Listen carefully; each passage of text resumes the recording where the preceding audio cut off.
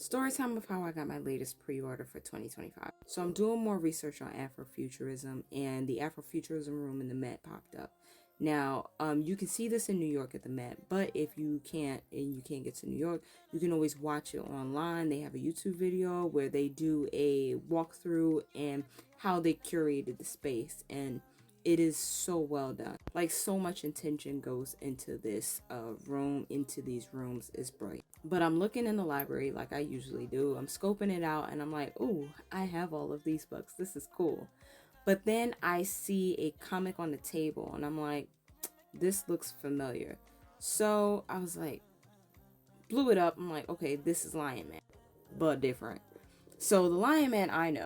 The Lion Man I know first came into the All Negro comics in 1947, and he is the first black superhero ever created, and he predates Black Panther by like a little over a decade. I want to say 12, 13 years, but please don't quote me on that. But I'm like, okay, this is Lion Man, but it looks different. It looks revamped. So I did a little bit of research and found out that John Jennings had a couple of covers where it was showing Lion Man throughout the times as if he had like an extended run for decades.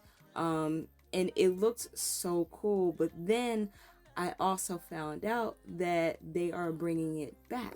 So Lion Man is getting revived and it is coming out May 6, 2025.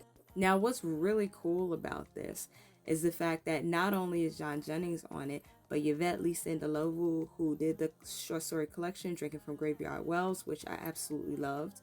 Then you have Bill Campbell, who also did Bad Mothers and several other things, but Bad Mothers is like one of my favorite comics. And then you have David Brame, who also did After the Rain on Megascope with John Jennings and Nnedi Okorafor, which I also love. It's a horror graphic novel. It's based off of Nnedi Okorafor short story.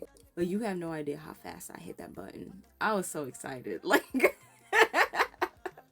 so May 6th cannot get her fast enough for me.